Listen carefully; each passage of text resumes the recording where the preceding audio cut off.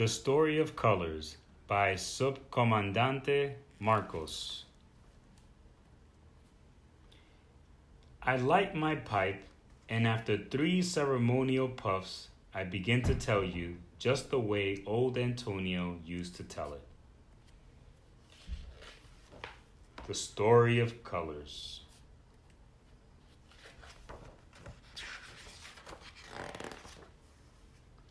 Old Antonio points at a macaw crossing in the afternoon sky. Look, he says, I see the brilliant streak of colors in the gray mist of a gathering rain. You wouldn't believe one bird could have so many colors, I say as I come to the top of the hill.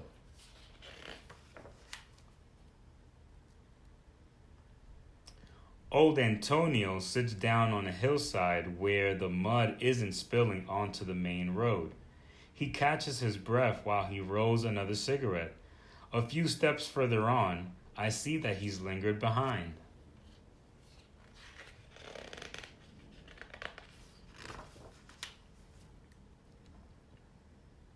I go back and sit down beside him. While I'm lighting my pipe, I ask him, do you think we'll get to the village before the rain starts?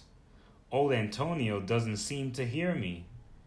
This time, it's a flock of toucans that's distracted him. The cigarette in his hand is waiting to be lit to start its lazy design of smoke. He clears his throat, lights the cigarette, makes himself as comfortable as he can, and slowly begins his story.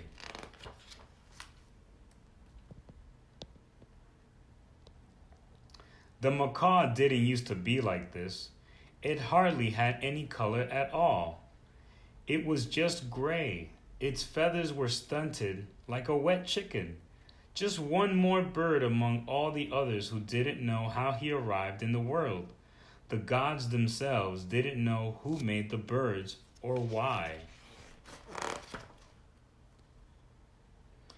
And that's the way it was. The gods woke up after night and had said today, okay, that's it for me, your turn, and the men and women were sleeping.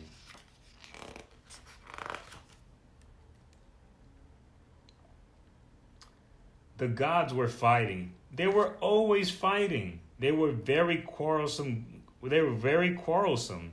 These gods, not like the first ones, the 7 gods who gave birth to the world, the very first ones. And the gods were fighting because the world was very boring with only 2 colors to paint it. And the anger of the gods was a true anger because only the 2 colors took their turns with the world. The black which ruled the night, and the white which strolled about during the day. And there was a third which wasn't a real color. It was the gray which painted the dusk in the dawn so that the black and white didn't bump into each other so hard. And these gods were quarrelsome but wise. They had a meeting and they finally agreed to make more colors. They wanted to make it more joyous for men and women who were blind as bats to take a walk or to make love.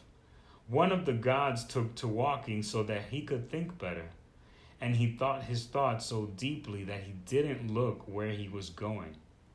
And he tripped on a stone so big that he hit his head and it started to bleed. And the god, after screaming and squawking for quite a while, looked at his blood and saw that it was a different color, one that wasn't like the other 2 colors, and he went running to where the gods were and showed them the new color. And they called this color red, the 3rd color to be born.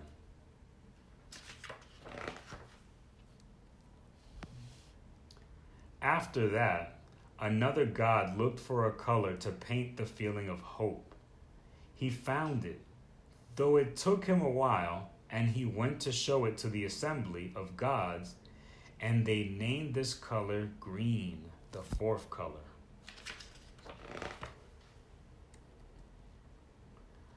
Another one started to dig deep into the earth.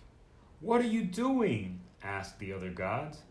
"I'm trying to find the heart of the earth," he answered, throwing dirt all over the place. In time, he arrived at the heart of the earth, and he showed it to the other gods, and they called this fifth color brown. Another god went straight upwards. "I want to see what color the world is," he said, and kept climbing and climbing all the way up. When he got very high up, he looked down and saw the color of the world. But he didn't know how to bring it to where the other gods were, so he kept looking for a long while until he became blind.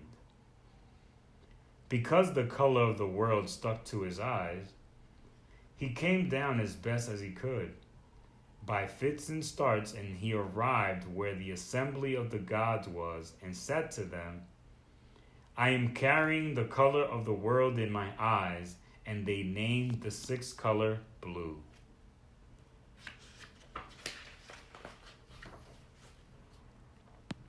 Another god was looking for colors when he heard a child laughing. He snuck up on the child quietly, and, when the child wasn't paying attention, the god snatched his laugh and left him in tears. That's why they say that children can be laughing 1 minute and all of a sudden they are crying. The god stole the child's laugh, and they called this seventh color yellow. By now, the gods were tired, and they drank some pozole and went to sleep, leaving the colors in a little box which they threw beneath the ceiba tree. The little box wasn't closed very tight, and the colors escaped and started to play happily and to make love to one another. And more and different colors were made, new ones. The ceiba tree looked at them and covered them all to keep the rain from washing the colors away. And when the gods came back, there weren't just 7 colors, but many more. They looked at the ceiba tree and said, "You gave birth to the colors? You will take care of the world? And from the top of your head we shall paint the world." And they climbed to the top of the ceiba tree, and from there they started to fling colors all over the place. And the blue stayed partly in the sky and partly in the water.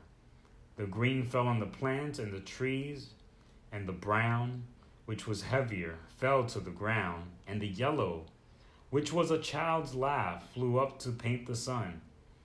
The red dropped into the mouths of men and animals, and they ate it and painted themselves red inside. And the black and the white were, of course, already in the world. And it was a mess the way the gods threw the colors, because they didn't care where the colors landed.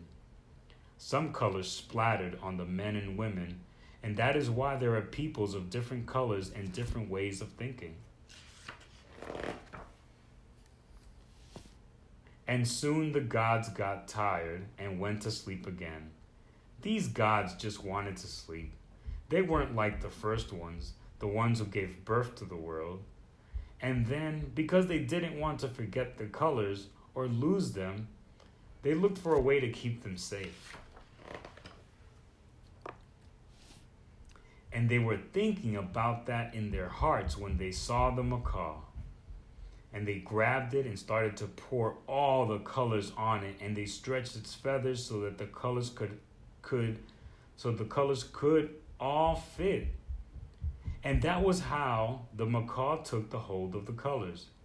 And so it goes strutting about just in case men and women forget how many colors there are and how many ways of thinking. And that the world will be happy if all the colors and the ways of thinking have their place. The end.